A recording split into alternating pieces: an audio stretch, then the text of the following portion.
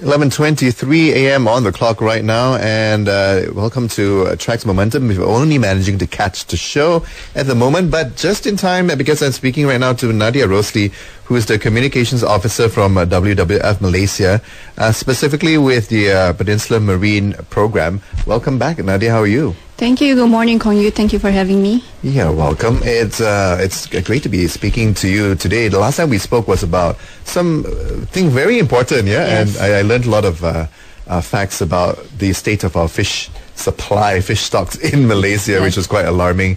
Actually, before we begin on today, we're going to be speaking today on the World Sea Turtle Program. Yes. Right, the Awareness Day, which is happening on the 21st. 21st and 22nd in Terengganu. Right, of June. Before we get into the details of that program, tell us a little bit about how the Sustainable Seafood Program has been since the last we spoke. What's been the developments?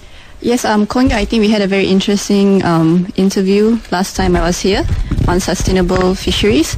So since then, we actually just wrapped up an event, a public event actually at the Intermark over the weekend called the Sustainable Seafood Festival. Right. It was the country's first Sustainable Seafood Festival, and it was basically organized to kind of get the public, members of the public and also businesses to kind of recognize their role on how they can make a difference to the health of our marine environments through the conscious decisions they make on the seafood consumption. So it was a very fun event, very informative event as well. So we thank you for all the people who actually attended our event to make it a success. And we are also having some an ongoing promotion with our partner hotels till end of the month as well. Right. How was that the whole experience? Maybe you can summarize for us. What do you think was achieved with the event? I think because we always get inquiries from the public asking, you know, what can they do to be a part of the sustainable seafood movement. So through the events that we carried out, like the art jam and also the mascot design competition we had with the colleges and universities, as well as the partnerships we took on with the partner hotels, these are all showing that businesses, youth, members of the public, they all have an important role and they all have a stake in our oceans. So that was kind of the message that we put out, that everyone can make a difference. Yeah. That's good. So more people are aware. Yes. Just like last time I was with some of these important data and statistics and facts that I absolutely no awareness of, besides the consumption of yummy seafood So that was great, yeah. And now we're moving on to the World Sea Turtle Day Celebration 2014. Perhaps maybe as a precursor to that, tell us, I mean, turtles, last I remember, I always have this picture, I think most Malaysians do, of Terengganu. Yes. Rantau Abang and everything. I do recall a moment where there was a big concern over the leatherback numbers, Yes. yeah? How is it these days? Give us a bit of a background on the turtles situation in Alright. Malaysia, for Malaysia. Okay, thanks, Kong Yu. I think just to give a brief overview of some of the species that we have in Malaysia. Malaysia is blessed to have 4 out of 7 of the marine turtles in our Malaysian waters. And those 4 are the leatherback turtles, the green turtles, the olive ridley, and the hawksbills. And you did point out Rantau Abang, which I think you said it is still a concern. Not many people know that back in the 1950s we had 10,000 nestings per year for leatherback turtles, and the fact is that since 2010 there has been no leatherback nestings in Malaysia. Right. So we consider them as functionally extinct at this point. Right, and they still are. Are they returning? For the last 3 years we have not seen any leatherbacks coming to nest on our shores. So it's a very worrying trend, and we're really hoping this year that we can get to see any leatherbacks. We're always hopeful, but it doesn't look very positive at this point. But just to give some statistics over the years, since 1984 to 2008, for leatherbacks, there has been a 99.9% decline. Right. For olive ridleys, more than 90%, more than 60% for green turtles, and more than 70% for hawksbills all over the country. So the overall trend is basically a decline in their populations, and a lot of the species are from critically endangered to, from endangered to critically endangered, and perhaps functionally extinct for leatherbacks. So we really need to garner the support of the Malaysian public and also the authorities to do what they need to do to ensure that our country's icon is protected. Oh, what an update! Yeah, I remember the Rantau Abang area. I mean, I think I probably visited it twice as a child. In the 80s, the late 80s period, and that was one of the highlights. And now they're gone. I mean, they're gone from Malaysia. So that's certainly an alarming fact. Could it be, though, that they're nesting elsewhere or they're not spotted in other areas? Well, we do know that marine turtles do travel great distances. I mean, they're great travelers. They have nesting grounds perhaps in Malaysia, and then they go for feeding grounds elsewhere. We've seen some of the turtles we track from Malacca actually end up in as far as Riau. So basically their playgrounds are elsewhere, but they come home to Malaysia to nest. So we basically call the kampung for turtles is Malaysia. Right. But from what we understand is that all turtles, they will return to the same shore that they were hatched at. Right. So it's amazing how they can remember the trail or the beach that they came from. So a lot of issues actually play basically a role in the decline of the populations. A lot of threats that have actually multiplied over the years, and we estimate that 1 out of 1,000 turtle eggs or turtles that hatch will only make it into adulthood, only 1 out of 4,000. So that's very alarming statistics. So all this, a lot of factors come into play, and there are just so many threats over the years that a lot of turtles don't have the survival rates that we want to. Very, very interesting, alarming facts. I'm speaking to Nadiah Rosli, who is the Communications Officer of the Peninsula Marine Program of WWF Malaysia. More, of course, on this topic. So, statistically, share with us and the category of, I guess, the species. So, giant leatherbacks were mostly well known, in the, like you said, the 50s to probably 50s, 60s, 70s, and then after that it started declining. They were the most well known because of their size. Yes, the size, and also because it's my favorite species as well. It's because just how enormous it is, but we consider them as these gentle creatures. Right. Yeah. So and they're so iconic. You can immediately remember how they look like upon seeing them, at the first time. So, and I think it was such an icon for Malaysia back then, but because of, turtle tourism guidelines or turtle tourism that went awry, I think that also played a factor in why they're not returning as well. Okay, so what are they categorized at now in terms of the status? According to the International Union for Conservation of Nature for 2014, leatherback turtles are critically endangered for globally, but for Malaysia, like I mentioned, since we have had no nestings for the last 3 years, we consider them as functionally extinct. Functionally extinct. Wow. Yeah. So they're critically endangered. So there should be some still out there, hopefully. Globally, there are some healthy populations elsewhere, perhaps in the Caribbean or other shores. But for locally, for our area, not so much. Yes. I see. Well, that's a sad fact, I say. Just before we go for our first break, round up for the other three turtle species as well. Where are we at the moment? Well, for green turtles, we have about 2,000 to 2,500 nestings of green turtles just in East Coast in Malaysia, which is in Terengganu, and we've seen an increase, actually a steady increase on the populations, which is a good sign, mainly because a lot more rangers that are on the beaches are actually protecting these eggs, and instead of sending them to the markets, they are actually sending them to be incubated and being hatched. So that's also partly due to awareness. So we're seeing a lot more of successful hatching rates for green turtles. And for hawksbills, not many Malaysians know that apart from Sabah, which has the highest nestings of hawksbill turtles, which are considered the most beautiful turtles because of the shells. Right, in the world, yeah? Yes, in the world, out of all the other species. Malacca has one of the highest nestings in Malaysia and the most for Peninsular Malaysia. So, not even people from Malacca actually know this. Right. Yeah, so it's a heritage that they must be proud of. Yes. And for olive ridleys, we have some nestings, mostly places like Penang and Perak. but very, very few.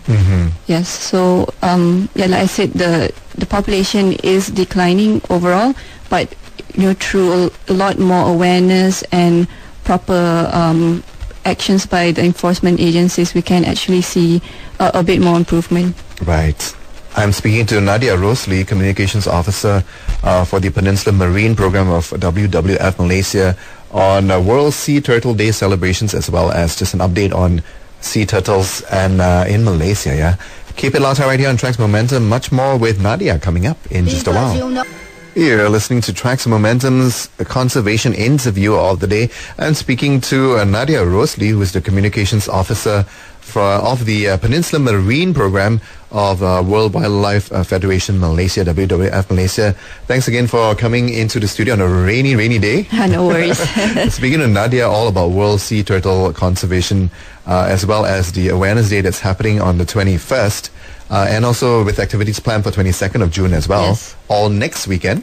Yes, it's a roadshow in Terengganu, so it'll be a very exciting event for the public. Yep. Right, and more details on that towards the third segment of the interview, and also in just a little while. But in the meantime, a little bit more details and facts I'd like to share with our listeners today on statistics, numbers, and issues concerning sea turtles in Malaysia. First of all, just a quick recap. Leatherback turtles are functionally extinct in Malaysia. Yes. That's a very sad fact.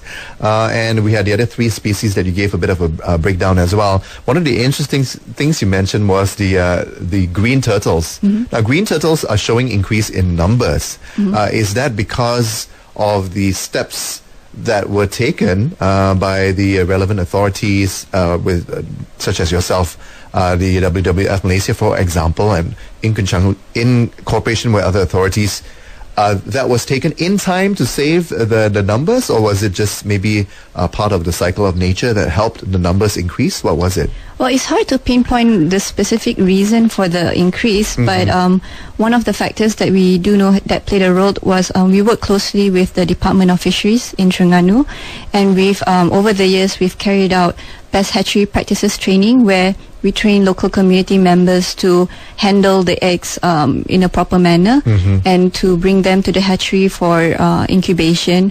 So all these measures we feel, and as well as the awareness and outreach activities we've done with members of the public, we feel that all of this actually played a role in increased awareness, and also the way that they collect the eggs are in a proper manner now. So there's more success for the hatchlings actually to emerge after that. Okay. Because we can't have the eggs sent to the hatchery more than 3 hours after it's hatched, because that's when the embryo starts to form.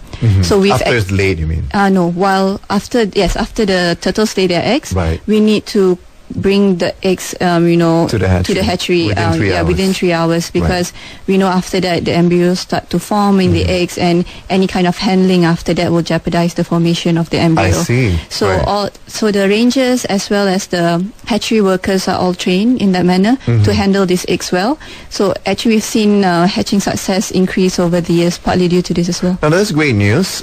Just a little bit more information on that. Would you say that it's the standards or the training and the awareness have been in place for, what would you say, the past 5 years? Well, WWF, we started working at our project sites, which are in Terengganu, in Kerteh and in Setiu, as well as in Malacca, starting since 2008. 2007, 2008. So we've gradually progressed over the years on the kind of activities that we carry out on the ground. So starting with research, and then onwards with community engagement, and then doing more of these outreach activities with the locals. And we like to call the locals that are working with the department and also with WWF as turtle protectors, because before they were turtle egg poachers. So from poachers to protectors. Wow. So these are kind of the milestones that we've reached with the members of the public. That's really amazing. It certainly seems to be a common thread amongst the other conservation issues that we talk about on this show. That's how do you get the people who are currently in the turtle egg situation, poachers, in other situations, people who utilize, the resources for their livelihood, and to convert them into saviors, into heroes, into protectors.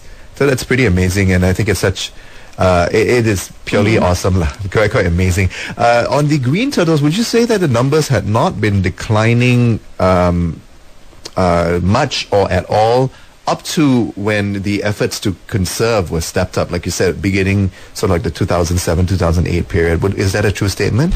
Well, the numbers have always been declining. Okay. So to say that there was a spike after WWF or the Department of Fisheries started to engage more of the locals, I wouldn't say that was the case, because the numbers are still declining overall, but the increase in the numbers of eggs protected have increased. Okay. So that's the increase. And the thing about places like Terengganu is it's ingrained in the culture of the people that you're supposed to eat the turtle eggs.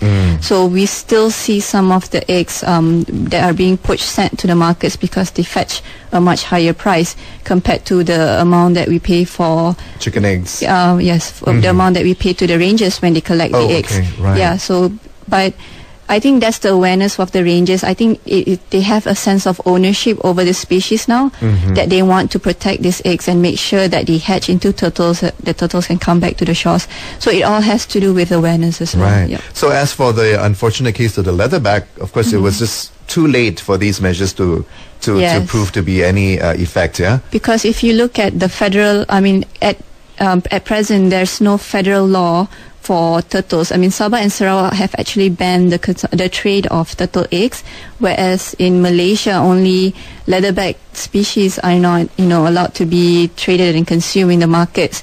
So it's a measure that was taken a bit too late because, as I mentioned, the numbers for leatherbacks have just dwindled, drastically over the years. Nosedived since the 80s, in fact. Yeah, so there are no leatherback species eggs to be traded at this point, and people are still trading the other species like the green turtle eggs especially. Okay. Yeah, so there needs to be a more comprehensive law for turtles. Yeah. Would it be safe to say that your wish list is to have all 4 species eggs protected? Yes, all species, irrespective of species, for the ban, yes. Right, okay. How's that looking? Has there been movements? Has it been mooted? And recently or in the past? Yes, definitely. Okay. We are still continuing our call for the federal law to protect turtles.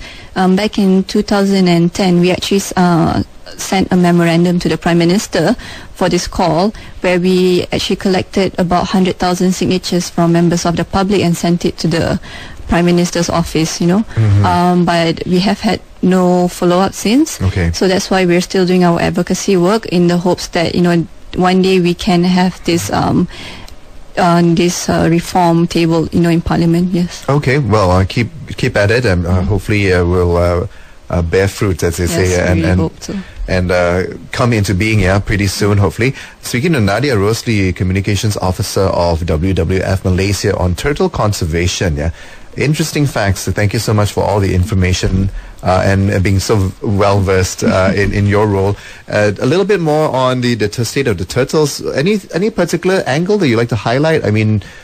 We spoke about 2 of the species at length. The unfortunate leatherbacks, the green turtles, which fingers crossed seem to be showing an improvement, although numbers are still declining a little bit. But the hatchery and all that's going actually pretty awesomely well, so that's great. The other 2 species, any particular thing that you like to highlight to us today? For hawksbills, I think it's very interesting what I pointed out, that, in Malacca it has the highest nestings for Peninsular Malaysia. So what we're trying to do is we're trying to get the locals especially to kind of acknowledge this as their heritage, because Malacca is, a UNESCO World Heritage, and rightfully I think as a national heritage, the hawksbills should be elevated to that status as well, because you can't find this species, anywhere else in Peninsular Malaysia at that, at that high nesting rate. So we really want nesting beach protection for these turtles, and we really hope the authorities will kind of step up some of the gazettement of the beaches as well for the turtles. Okay. Because we have so many threats, being faced by turtles: uncontrolled coastal development and threats like from fishing gears and mortality from fishing gears. So we really need to address this with authorities and to have some form of strict enforcement in place against poachers. Yes. Okay, well, good luck there. Yeah? I think the current chief minister is quite open to these sort of things and seems quite dynamic. He was in the studio about a month back. All right. Yeah, and very well-spoken gentleman, of course, and seemed open to incorporate many different things into preserving Malacca, Yes. as heritage site, and of course, such an important bandar bersejarah for us, Malaysia. And I think he is from the constituency where the turtles actually come up to nest. I see. Yeah, in one of the areas called Camp Trenda, which we have hospital nestings. Great. So yeah, we've had some dialogue with him previously. So we want to have more. Okay, well, good luck on that. And any other notes in comments or facts you'd like to share with us on the fourth species? For olive ridley, I think in Perak there is a sanctuary for them, but the numbers are not as significant as maybe in other places throughout Malaysia. We have some as well in Johor. So I think all of these species need extensive protection by Malaysians. And just a quick fact for the public, we have a difference between tortoises and turtles and terrapins. Yes. So when we refer to marine turtles are obviously the ones that are in the ocean and then come up to nest at the beach.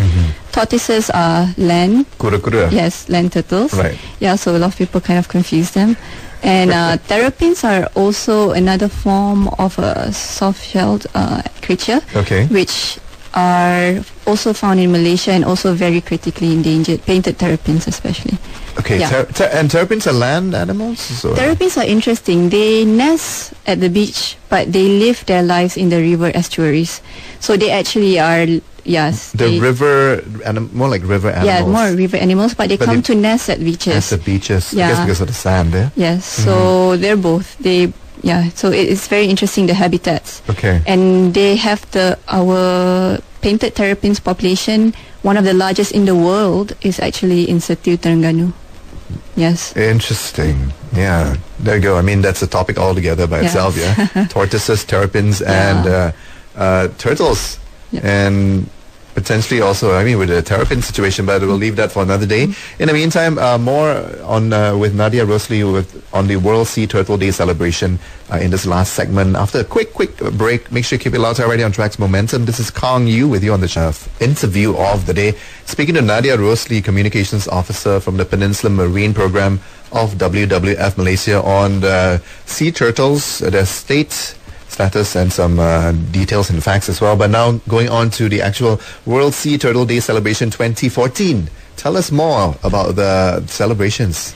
All right. WWF Malaysia this year will be carrying out a roadshow in Terengganu. We've been having this program since 2011. This year we are working together with the Ministry of Tourism and Culture, which is quite exciting because we're getting them on board as well to endorse, the ownership of turtles. So it's a multi-stakeholder kind of involvement, which we hope will push for our call for the federal law as well. Right. So we're carrying it out at 4 locations. On the 21st, we're starting in Setiu, which is the northern tip of Terengganu. And then in the afternoon, we're heading to Kuala Terengganu at Bazar Warisan, which is opposite of Pasar Payang, where they openly sell turtle eggs. One of the biggest in the country, actually. So we hope the message will be loud and clear on that day as well, that we want the ban. But we're going to have very exciting activities for the public, games, exhibitions, and things like that. So we call everyone who will be in Terengganu to join us on the 21st at Bazar Warisan. The next day we'll be heading to Pasar Besar Dungun, which we also identified as one of the markets still selling turtle eggs. So we want to bring our message there as well on the morning of the 22nd. They're bringing your message direct to... Yes, direct to the traders, direct to the consumers, Right. But through fun messages, something that will work, because they need to know that their actions are detrimental to the populations of turtles. And on the last day, we're having our event at Kerteh with one of the local communities that we work with. Okay. So, and we did a survey just in December last year, which showed that people who consume turtle eggs are willing to change their behavior if they knew consumption of turtle eggs was the main cause of turtle extinction. Right. So it's actually quite positive to know that they are willing to make that behavior change. So we need to get the right message across, yes. What is the traditional reason for the preference for consumption of turtle eggs? Well, to say traditional, but these are not found on any scientific evidence, Okay. but they do believe that it's good for the health. It's good for a host of, medicinal, for its medicinal properties and things like that.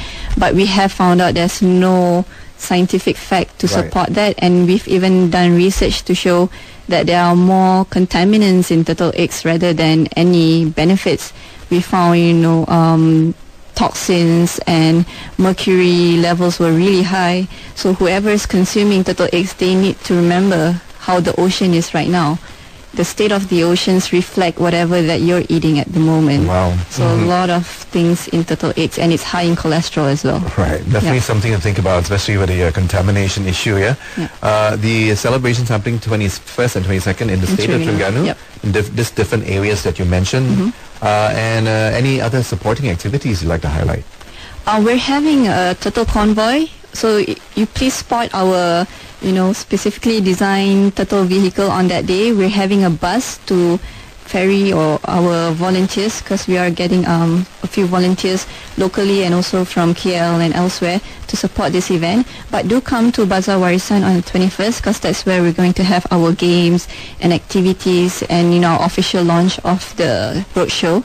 So we invite everyone who's around the area to come and support our event. Okay, great. So that's happening in the lovely state of Terengganu, where the action is, so to speak, and where the issues are also. Yeah, and we'll be having a petition signing. Okay. So the public can show their support to urge the government for this federal law through our petition signing as well. Okay, reference point here for the details of the World Sea Turtle Day Celebration 2014. Where should they go? To the Facebook page or? Yes, you can refer to WWF's official website, which is wwf.org.my, and you can also go to Facebook WWF Malaysia to find out more about the roadshow. Okay, great. And of course, you're going to be in the heat of the action. Yes. Okay. Yeah, so if you'd like to speak to this very eloquent young lady, Nadiah Rosli, make sure you check out their program and find out more information on the sites that she had mentioned. Yeah, thank you so much, Nadiah. Thank you, Kong Yu. You're welcome. Pleasure. Same here, yeah. And that's right. This is the wrap of the first interview of the day on World Sea Turtle Day Celebration 2014 on Traxx Momentum. Yeah, keep it locked right here. Coming up, news updates at noon after the special Father's Day feature with Stephanie as well as Jesse Van Der Riesen. Yeah, keep it locked right here on Traxx Momentum. Good morning.